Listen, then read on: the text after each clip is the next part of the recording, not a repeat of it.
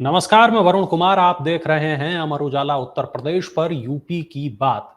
आज इस शो में हम बात करेंगे यूपी की तमाम बड़ी खबरों पर। इस चर्चा में मेरे साथ लखनऊ से मेरे सहयोगी उत्कर्ष चतुर्वेदी जुड़ेंगे, जो बताएंगे हर खबर के पीछे की खबर। चलिए शुरू करते हैं आज का शो। और आज की पहली खबर है सुप्रीम कोर्ट के आदेश से जुड़ी हुई। सुप्रीम कोर्ट ने उत्तर प्रदेश और उत्तराखंड सरकार के कांवड़ यात्रा मार्ग से जुड़े आदेश पर अंतरिम रोक लगा दी है। यूपी और उत्तराखंड सरकार के आदेश में कांवड़ यात्रा मार्ग पर मौजूद सभी फलों और खाने पीने की दुकानों के मालिकों को दुकान के सामने उनका नाम लिखने के लिए कहा गया था। उत्कर्ष, इसको राजनीतिक गलियारों में किस तरह देखा जा रहा है? क्या कोई बयान सामने आए हैं इस मामले पर? काफी सारे बयान सामने आए वरुण। एक दो नहीं बल्कि इतने बयान हैं कि ऐसा लग रहा है कि जैसे विपक्ष को एक मौका मिल गया इस आदेश के सामने आते ही। हर कोई इस बात को जान रहा है कि एक अंतरिम आदेश है, यानी कि अंतिम आदेश नहीं है। सुप्रीम कोर्ट ने जो रोक लगाई है वो अगली सुनवाई तक लागू है, और अगली सुनवाई को हो सकता है कि इस मामले में किसी और तरीके के अपडेट आ जाए। हो सकता है कि सुप्रीम कोर्ट इस मामले में उत्तर प्रदेश सरकार के पक्ष से संतुष्ट हो जाए। जो एक जानकारी मिल रही है वो ये कि सुप्रीम कोर्ट में सुनवाई के दौरान उत्तर प्रदेश सरकार का कोई वकील मौजूद ही नहीं था। ऐसे में सिर्फ एक पक्ष को सुना गया, दूसरे पक्ष को नोटिस जारी कर दिया गया, और जब नोटिस जारी हुआ है उसी स्थिति में सुप्रीम कोर्ट ने अगले आदेश तक की भाई किस आधार पर आपने ये रोक लगाई है, वो जब तक स्थिति स्पष्ट नहीं हुई तो ये तय कर दिया गया कि अब इस पूरे मामले पर रोक लगा दी जाए। और जब सरकारें अपना पक्ष रखेंगी, जिसमें न सिर्फ उत्तर प्रदेश सरकार बल्कि मध्य प्रदेश, उत्तराखंड, दिल्ली और तमाम राज्य सरकारों जिनको नोटिस भेजा है, जब वो पक्ष रखेंगी तो ये स्पष्ट होगा कि अब आगे इसमें किस दिशा में क्या करना है। जहां तक आप पूछ रहे हैं इस बात को कि विपक्ष की ओर से रिएक्शन की बात, तो लगातार जैसे आज संसद का सत्र था, बजट सत्र की शुरुआत हुई थी और हमने देखा कि जैसे ही सत्र शुरू हुआ और उसके बाद ये आदेश आया, पिटिशनर जो थी इस मामले को सुप्रीम कोर्ट में ले जाने वाले जो तमाम पक्षकार थे उसमें से एक टीएमसी सांसद महुआ मोइत्रा थी। उन्होंने कहा ये भारतीयों की जीत है। उन्होंने कहा कि एक असंवैधानिक आदेश था और पूरे उत्तर प्रदेश और उत्तराखंड के कुछ हिस्सों में से लागू किया गया। धार्मिक भेदभाव लोगों के साथ हो रहा था और अब सुप्रीम कोर्ट ने भारत के लोगों को जीत कराई है। अखिलेश यादव जो खुद संसद में मौजूद थे, आज सुबह हमने देखा कि किस तरीके से नीट के विषय को लेकर उनका और शिक्षा मंत्री का बकायदा एक बहस सी हुई और उसमें राहुल गांधी कूदे। उन्होंने भी कहा कि जब पहली बार ये प्रकरण आया था, उन्होंने कहा कि तभी हमने कहा था कि इस मामले में कोर्ट को संज्ञान ले लेना चाहिए। और इसके साथ ही उन्होंने कहा कि ये इस तरीके से भाजपा सरकार कदम उठा रही है जो सांप्रदायिक राजनीति को जीवित रख रहा है। लेकिन अब ये सरकार अंतिम चरण में है। उन्होंने इसको एक तरीके से उपचुनावों पर भी जोड़ दिया। शिवसेना के सांसद संजय राउत, उन्होंने भी कहा कि सरकार के खिलाफ ये जो फैसला आया है, उन्होंने कहा कि सुप्रीम कोर्ट का मैं दिल से धन्यवाद देता हूं। आज सुप्रीम कोर्ट ने संविधान की रक्षा की है। आजाद समाज पार्टी के सांसद हैं चंद्रशेखर, उन्होंने कहा कि लोग आजीविका कमाने के लिए दुकानों को चलाते हैं। कांवड़ यात्रा कोई आज से शुरू नहीं हुई है, वो सदियों से, सालों से होती आ रही है। जब भारतीय जनता पार्टी की सरकार नहीं थी तब से वो हो रही है, लेकिन उसमें जो फेरबदल कर रहे हैं आज सरकार में आकर, ऐसे लोग सदियों से चली आ रही परंपरा को, भाईचारे को, सामाजिक सौहार्द को खत्म कर रहे थे। इस तरीके के प्रयोग को अब लोग स्वीकार नहीं करेंगे। तो ढेर सारी प्रतिक्रियाएं आई हैं समाजवादी पार्टी से लेकर कांग्रेस और तमाम दलों की, और जो लगातार प्रतिक्रियाओं का मूल है वरुण, वो यही है कि हर कोई सरकार पर निशाना साध रहा है और सुप्रीम कोर्ट के इस अंतरिम आदेश को एक तरीके से उत्तर प्रदेश सरकार पर झटके की तरह, एक हमले की तरह या उनके फैसले के विरोध में मूल रूप इसको जो दिया जा रहा है वो ऐसा दिया जा रहा है कि जैसे उत्तर प्रदेश सरकार ने एक गलत आदेश पारित किया था और अब सुप्रीम कोर्ट ने उस आदेश को निरस्त कर दिया हो। जबकि वापस इस बात को मैं रिपीट कर रहा हूं कि जो रोक है ये अंतरिम है, यानी कि अगली बार जब अगली सुनवाई इस पूरे मामले में होगी, शुक्रवार को जो सुनवाई होगी, उसमें हो सकता है उत्तर प्रदेश सरकार के पक्ष को सुनने के बाद सुप्रीम कोर्ट अपने फैसले में किसी तरीके का फेरबदल भी कर सकती है। बिल्कुल। इससे पहले नेम प्लेट लगाने के योगी सरकार के आदेश पर जयंत चौधरी ने भी आपत्ति जताई थी। उन्होंने कहा था कि यह फैसला ज्यादा समझकर नहीं लिया गया है, अभी भी समय है, वापस ले सकते हैं। उत्कर्ष, जयंत तो बीजेपी के साथ ही हैं फिलहाल, उन्होंने क्यों इस पर आपत्ति जताई थी? देखिए, उनसे भी ये पूछा गया कि ऑन रिकॉर्ड नहीं पर ऑफ रिकॉर्ड, और हमने भी आरएलडी से जुड़े कुछ सूत्रों से बात की थी जो कि इस वक्त जयंत के खेमे में, या मान लीजिए कि बड़े क्लोज हैं जयंत चौधरी के, और हमने उनसे यही पूछा था कि आप तो सरकार में सहयोगी हैं, फिर इस तरीके की बात क्यों? तो उन्होंने सिर्फ एक लाइन कही कि अगर कोई सहयोगी है तो क्या वो सही बात नहीं करेगा? और उन्होंने कहा कि देखिए हम सरकार का विरोध नहीं कर रहे हैं, हम सरकार को सलाह दे रहे हैं। सलाह इस बिना पर दे रहे हैं कि सालों से ये यात्रा होती आई है, उसमें इस तरीके का फेरबदल और बदलाव नहीं होना चाहिए। और फिर वो जयंत चौधरी का आपको वो पूरा का पूरा स्टेटमेंट याद होगा वरुण, कि किस तरीके से जब उनसे बार-बार ये सवाल पूछा गया और सवाल की डिटेलिंग पर बात हुई कि देखिए अब आधार कार्ड लगाने लग गए लोग वहां पर, कई लोग बोल रहे हैं कि पहचान पत्र लगाएं, कई जगहों पर मांग हो रही है कि नहीं आधार भी लगाएं। तो जयंत ने ये भी कह दिया था कहते कहते कि कहां कहां तक नाम लिखवाओगे, अब क्या हर कोई अपने कुर्ते में भी इतना नाम लिखवा कर चलेगा क्या? तो जिस तरीके से वो तंज आया था वो सरकार के लिए तंज था। तो जयंत सरकार के साथ हैं। आज ही का वो प्रकरण लोकसभा में तस्वीर लगातार दिखाई दे रही थी, मैं फिर से उसका जिक्र कर रहा हूं कि जब नीट के विषय पर शिक्षा मंत्री बोल रहे थे, धर्मेंद्र प्रधान बोल रहे थे, ठीक पीछे जयंत चौधरी फ्रेम में थे। और जब उत्तर प्रदेश की पिछली सरकारों का जिक्र आया तो उन्होंने मेज भी थपथपाई। तो वो हैं तो सरकार के साथ, लेकिन कुछ एक ऐसे फैसले, और वरुण इसके पीछे कारण समझिए। पश्चिमी उत्तर प्रदेश में जहां जयंत चौधरी की सियासत होती है, जहां आरएलडी अपनी सियासत में मजबूत है, जहां उनकी एक सियासी मिट्टी मौजूद है, वहां पर धार्मिक ताने बाने, आरएलडी एक ऐसी पार्टी है जिसको सिर्फ एक पक्ष का या एक समुदाय का वोट नहीं मिलता है। और जयंत चौधरी जो कुछ कह रहे हैं वो उस सियासत को ध्यान में रखकर भी कह रहे हैं। आरएलडी उम्मीद कर रही है कि उपचुनावों में उसको भाजपा के साथ 1 से 2 या और ज्यादा सीटें मिल सकती है। तो ऐसे में जब वो सीटें आरएलडी को पानी है, उसके लिए बड़ा जरूरी हो जाता है कि वो अपने तमाम वोटरों को एड्रेस करते रहें। और वही जो कोशिश है वो जयंत चौधरी के उस पूरे बयान में दिखाई दी जिसका आप जिक्र कर रहे हैं वरुण। बिल्कुल। उत्कर्ष, इसी मामले पर भारतीय किसान यूनियन के राष्ट्रीय प्रवक्ता राकेश टिकैत ने भी बयान दिया था।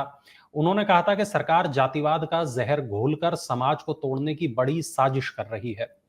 सवाल ये उत्कर्ष के राकेश टिकैत ने और क्या कहा था, और एक सवाल ये भी, क्या कोई और बयान भी इस तरीके के, मतलब आपने पॉलिटिकल बयान तो बताए, लेकिन क्या जो नॉन पॉलिटिकल कहे जाते हैं कथित तौर पर, ऐसे कोई बयान भी सामने आए? नॉन पॉलिटिकल बयान आए हैं, लेकिन वो सिर्फ और सिर्फ उस लाइन पर नहीं जिस लाइन पर राकेश टिकैत ने कहा है। देखिए राकेश टिकैत अमूमन सरकार के विरोध में हमको दिखाई देते हैं पिछले कुछ सालों से लगातार। सरकार और जो किसान संगठन है उनमें एक टसल, एक टकराव लगातार देखने को मिल रहा है और उसका चेहरा राकेश टिकैत होते हैं अक्सर। तो राकेश टिकैत ने, जो आप पूछ रहे हैं क्या और कुछ कहा था, वो दरअसल एक हाईवे प्रोजेक्ट को लेकर पहुंचे थे पश्चिमी उत्तर प्रदेश में, और शिमला अंबाला ये हाईवे था। और वहां पर वो फिर किसानों की जमीन, उनके अधिग्रहण, उत्तर प्रदेश सरकार की पॉलिसी, मुआवजे, उन तमाम बातों को लेकर उन्होंने बात कही थी। जहां तक इस फैसले की बात करें कांवड़ यात्रा की, तो उन्होंने उस पर एक लाइन और जरूर कही थी। उन्होंने कहा था कि पश्चिमी उत्तर प्रदेश में जब कांवड़ निकलती है तो मुस्लिम पक्ष के लोग कांवड़ का स्वागत करते हैं, वो कांवड़ियों को शरबत पिलाते हैं, फूल बरसाते हैं। सरकार अब एक लाइन खींच रही है, एक विभाजन की लाइन खींच रही है, जिसके बाद ये दोनों समुदाय एक दूसरे के प्रति जो सौहार्द रखते हैं, जो मोहब्बत, जो प्यार होता है, वो दिखाई नहीं देगा। जहां तक आपने बोला कि नॉन पॉलिटिकल बयानों की बात, तो कुछ हिंदुवादी संगठन या साधु संतों की ओर से भी बयान आए थे और उन्होंने योगी आदित्यनाथ के फैसले का स्वागत किया था। चाहे हम बनारस की बात कर लें, चाहे हम अयोध्या की बात कर लें, चाहे हम गोरखपुर की बात कर लें, चाहे हम प्रयागराज की बात कर लें, जो अधिकतर साधु संत समाज वहां पर रहता है, कई सारे अखाड़े हैं जो हम देखते हैं, कई सारे अयोध्या में साधु संत हैं या प्रयागराज में साधु संत हैं, वो जो रहते हैं, सबने सीएम योगी आदित्यनाथ के इस फैसले का स्वागत किया था। तो नॉन पॉलिटिकल बयानों में दो तरीके की धाराएं बहुत स्पष्ट रूप से दिखाई दे रही है। एक जो इस फैसले के साथ हैं, इस फैसले के पक्ष में हैं, और दूसरे वो लोग हैं जो कि इस फैसले के विरोध में हैं। तो जो पक्ष में है, क्योंकि विरोध की बात हमने कर ली, पक्ष में उन साधु संतों का कहना है कि देखिए हर कांवड़ी की एक धार्मिक आस्था होती है। कई लोग इस बात का ध्यान रखते हैं कि कौन उनका खाना बना रहा है, ना सिर्फ क्या खाना बन रहा है इससे ज्यादा, क्योंकि आपकी मंशा क्या है। कई साधु संतों ने यह भी कहा कि भाई व्रत के दिन पर होता भी यह है कि व्रत करने वाला भी खाना बनाने से पहले तक कुछ नहीं खाता, या व्रत का खाना भी बनाता है तो कुछ नहीं खाता। या कई बार वो उन्होंने कहा कि बड़े धार्मिक आयोजनों पर लोग व्रत रखते हैं और उस शुद्धि के साथ बनाते हैं, तो हम लोग तो इस बात का भी ध्यान रखते हैं। तो अगर उन्होंने नाम वाली बात कह दी तो क्या बुरा हुआ। कोई चीज अगर हमको प्रसाद में चढ़ानी होगी तो हम ये देखेंगे उसमें शुद्धता कितनी है, और शुद्धता का मतलब सिर्फ और सिर्फ खाने पीने की शुद्धता नहीं है। तो अलग अलग तर्क है जो समाज के अलग अलग हिस्सों से आ रहे हैं, और मैं इसलिए कह रहा हूं बार बार कि इस पूरे विषय को, और समग्र रूप से हम उस विषय पर ही बात कर रहे हैं पहले सवाल से लेकर अब तक, इस पूरे विषय पर जब सरकार अपना पक्ष रखेंगी, हो सकता है कि कोई एक कैविएट दाखिल हो जिसमें कोई हिंदू पक्ष भी हो जो कि कांवड़ियों की ओर से भी अपनी बात रखना चाहे कि आखिरकार जिस आधार पर कि कांवड़ियों की शुचिता का ध्यान रखते हुए फैसला लिया गया, उनकी मंशा क्या है, वो क्या कहना चाहते हैं, क्या वो इस पूरे मामले में पार्टी बनेंगे? क्योंकि आज तो एक पक्ष के वकील थे, उन्होंने अपनी दलील रखी, कोर्ट ने कुछ सवाल पूछे, लेकिन वो सवाल भी एक पक्षीय हो गए क्योंकि दूसरा पक्ष मौजूद नहीं था। तो जो दलीलें आई कोर्ट और वापस स्वाभाविक तौर पर जो विपक्ष करने के लिए वहां पर मौजूद है, जो इस फैसले के विरोध में अपील जिन्होंने की है, वो विरोध की ही दलील देंगे। तो चूंकि एक तरफा दलीलें थी, एक तरफा दलीलें आई और वो अंतरिम आदेश उस दलीलों के बाद आया है। वरुण, बिल्कुल। चलिए रुक करते हैं अगली खबर का। बहुत जरूरी, बहुत महत्वपूर्ण खबर। बसपा के नेशनल कोऑर्डिनेटर और मायावती के उत्तराधिकारी आकाश आनंद पार्टी संगठन का विस्तार करने के लिए अगस्त महीने के पहले हफ्ते से सभी राज्यों का दौरा करेंगे और इसकी शुरुआत हरियाणा से हो सकती है, जहां बहुत जल्द विधानसभा चुनाव होने हैं। इसके बाद आकाश पूरे देश में दलितों को एकजुट करने की कवायद करेंगे। उत्कर्ष, आकाश आनंद भी देख रहे हैं कि राहुल गांधी की तरह सभी राज्यों में जाने की बात कर रहे हैं। तो सवाल मेरा यह कि बसपा क्या बड़ा प्लान कर रही है? देखिए, दो प्लान हैं, वो ये हैं और इस पर हमने एक अलग से रिपोर्ट भी अमर उजाला उत्तर प्रदेश पर की हुई है। कुल मिला के दो प्लान है। पहला प्लान ये है कि आकाश आनंद को राज्यों की जो कमेटियां हैं, जो राज्य की समितियां हैं, उनसे ज्यादा रूबरू कराया जाए, परिचित कराया जाए।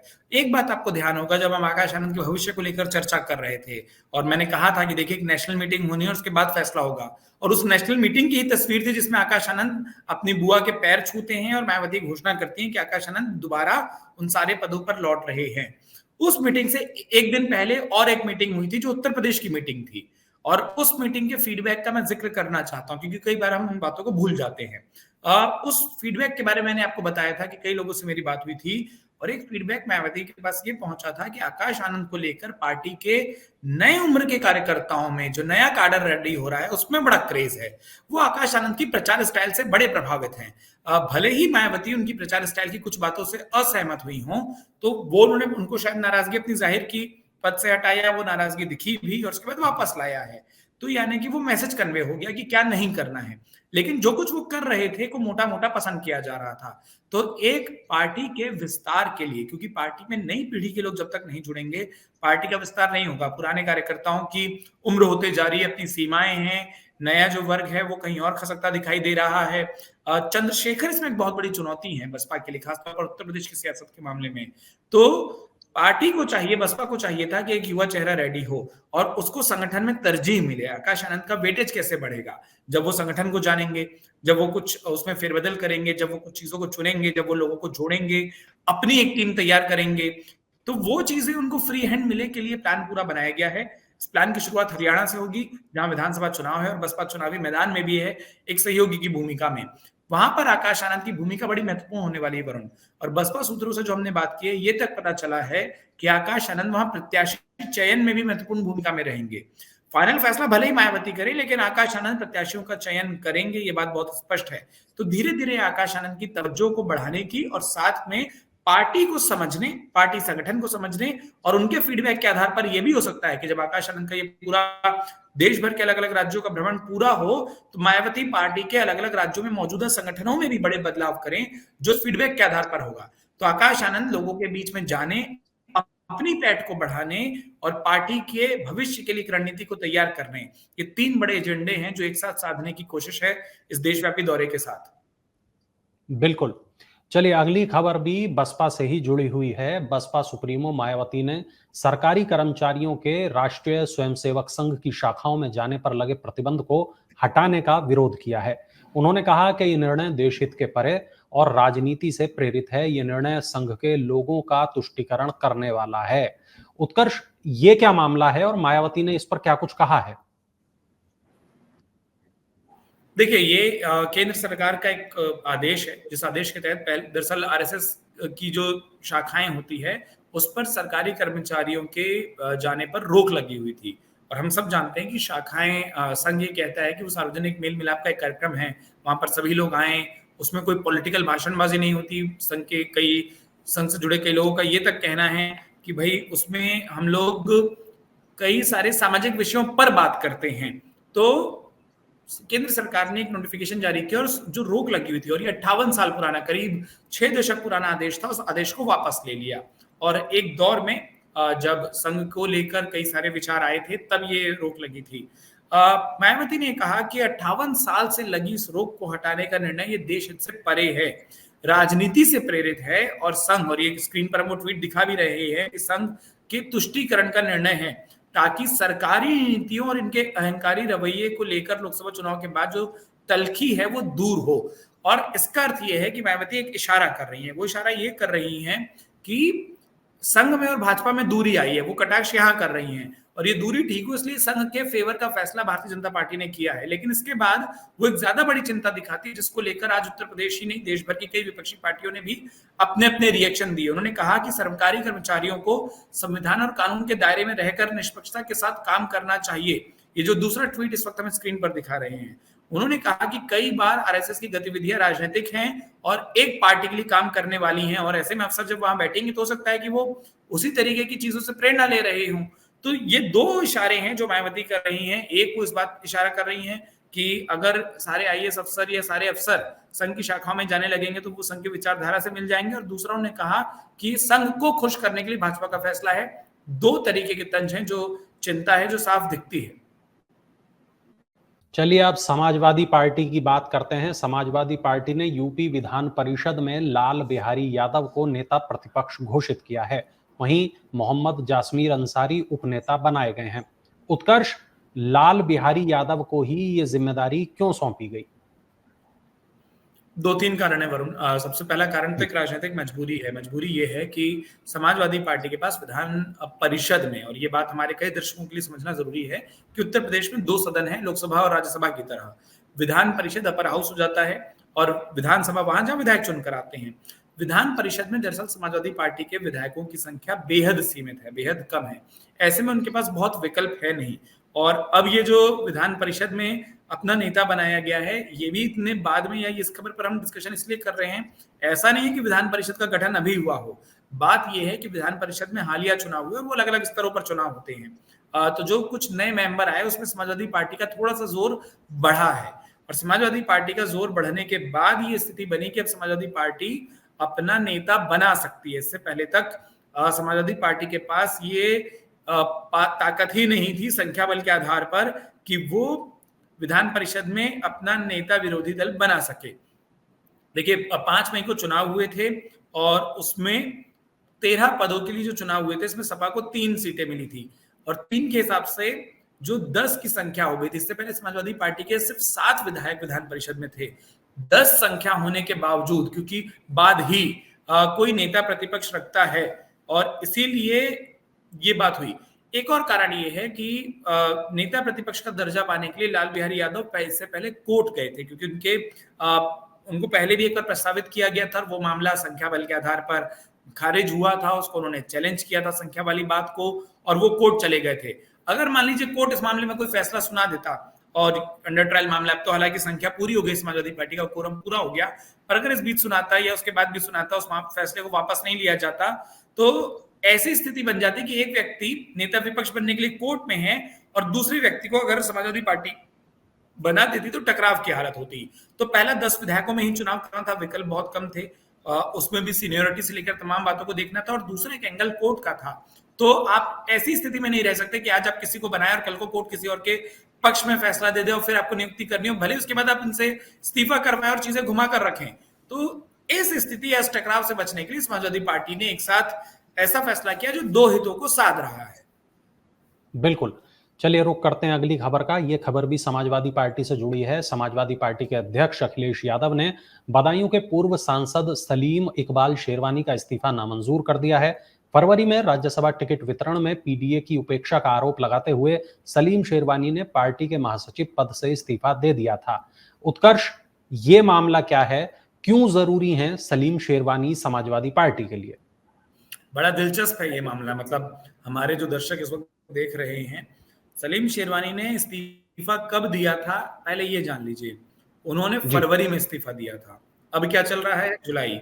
तो फरवरी, मार्च, अप्रैल, मई, जून और जुलाई, 6वां महीना है। हम अगर एक को हटा दें क्योंकि उस समय भी फरवरी मिड में दिया और अभी भी हम मध्य जुलाई में हैं, 5 महीनों बाद किसी इस्तीफे का जवाब आया है। इतनी देर से जवाब अमूमन आते नहीं है। 2-3 दिन में फैसला होता है। 5 महीनों तक क्या सलीम शेरवानी इस स्थिति में बैठे होंगे कि उनको आगे क्या करना है, जिसने इस्तीफा दे दिया हो। लेकिन 5 महीने बाद क्यों, के पीछे बड़ा दिलचस्प एंगल है। देखिए, पहली बात तो इसमें समाजवादी पार्टी के बदायूं से प्रत्याशी और उसके बाद बदल दिए गए प्रत्याशी शिवपाल सिंह यादव का बड़ा अहम रोल है। जो बताया जा रहा है वो ये कि शिवपाल सिंह यादव ने फरवरी में सलीम शेरवानी ने इस्तीफा दिया था, और तब उन्होंने इस्तीफा दिया था जब राज्यसभा के चुनाव हो रहे थे। राज्यसभा के उम्मीदवारों से लिस्ट से जो समाजवादी पार्टी के उम्मीदवारों की लिस्ट आई थी वो नाराज हुए थे, और उसके बाद वो अपना संगठन या किसी और संगठन को समर्थन देने की योजना बना रहे थे लोकसभा चुनाव के दौरान। लोकसभा चुनाव में शिवपाल सिंह यादव बदायूं से प्रत्याशी बने समाजवादी पार्टी के। उन्होंने तमाम रूठे नेताओं को मनाया, जिनमें सलीम शेरवानी भी शामिल थे। वो उनके घर चले गए थे मिलने, जो बताया जाता है। उन्होंने उनका हाथ पकड़ा और कहा कि आप मेरे साथ भी नहीं रहेंगे क्या। उसके बाद शिवपाल यादव के बेटे आदित्य यादव वहां से प्रत्याशी हो गए। उन्होंने अपने बेटे के लिए भी समर्थन ले लिया, और सलीम शेरवानी ने बकायदा ये कहते हैं कि ग्राउंड पर मदद की समाजवादी पार्टी की, शिवपाल यादव की, आदित्य यादव की। उसके बाद उनके आने से, और उन्होंने उसके बाद लोकसभा चुनाव के बाद से अब तक लगातार किसी और संगठन का गठन भी नहीं किया और किसी और संगठन का साथ भी नहीं दिया। ऐसे में ये बताया जा रहा है कि उस पीडीए के नारे को, और मैं बार बार बोलता हूं कि अखिलेश यादव अपने पीडीए के नारे को कमजोर नहीं करना चाहते। उनकी रणनीति और उनकी सियासत इन दिनों उस नारे के इर्द गिर्द है, जिसमें ए में अल्पसंख्यक भी आ जाते हैं। तब समाजवादी पार्टी के राष्ट्रीय अध्यक्ष अखिलेश यादव ने चिट्ठी लिखी, जिसका फीडबैक बदायूं में उनकी ओर से मिला समर्थन भी था, जिसका फीडबैक शिवपाल यादव के जरिए मिला भी था। और उन्होंने जो शब्दशः लिखा है मैं वो पढ़ देता हूं। उन्होंने कहा कि आपका 18 फरवरी 2024 का पत्र प्राप्त हुआ, और देखिए वो भी लिख रहे हैं पहली लाइन में कि वो कब का पत्र था, जिसमें आपने समाजवादी पार्टी के राष्ट्रीय महासचिव पद से त्यागपत्र देने की पेशकश की। हमने विचार किया है कि आप जैसे सफल राजनीतिज्ञ और श्रेष्ठ व्यक्ति की हमारी पार्टी को आवश्यकता है, और हम आपको पूरा सम्मान देते हैं।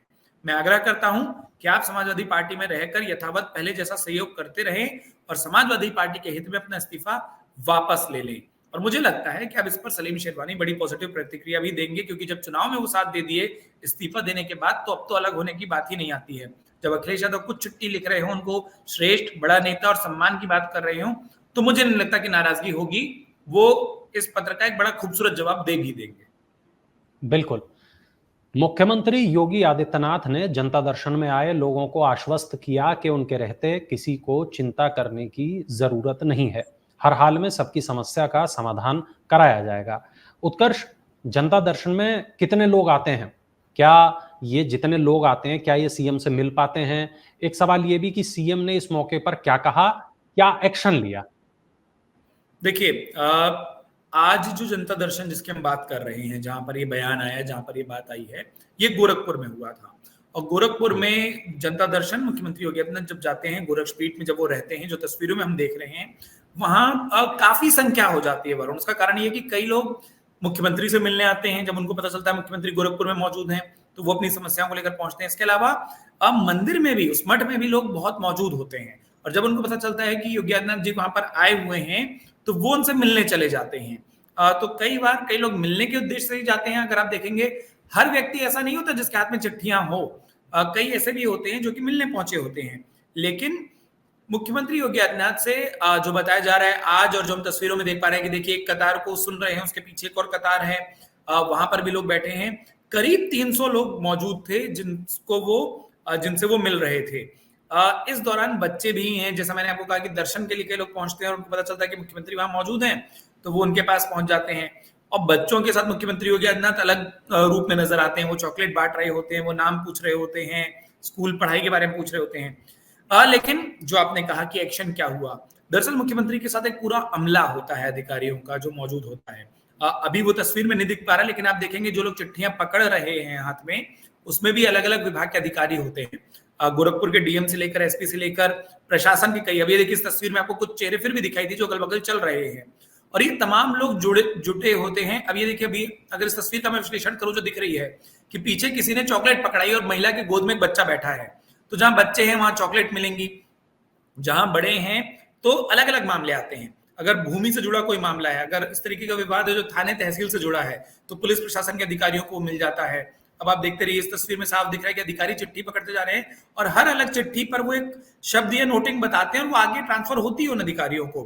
तो हाथों हाथ वो बता देते हैं कि आपको इसका फैसला करना है। आप तस्वीरों में देखते जाइए, अब एक खाकी वर्दी का अधिकारी है, 3 अधिकारी हमको अलग दिखाई दे रहे हैं और सबके हाथों में कागज है। सब अपने अपने विभागों से जुड़ी समस्याओं को, जो मुख्यमंत्री कहते हैं कि नहीं ये इसका मामला, ये आपको देखना है, इनकी बकायदा रिसीविंग होती है और इस पर एक व्यवस्था बनाई गई कि मुख्यमंत्री कार्यालय बकायदा एक जवाब भी देता है 7 दिनों में, 10 दिनों में, 15 दिनों में कि निस्तारण हुआ नहीं हुआ।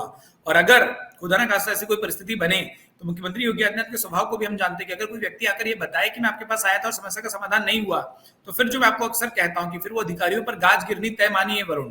और इसीलिए ऐसे मामलों में ये होता है कि लोग ये मानकर चलते हैं कि मुख्यमंत्री के यहाँ जनता दर्शन तक पहुंच चुके हैं, जनता दरबार तक पहुंचे हैं, तो अब समस्या का निराकरण हो जाएगा।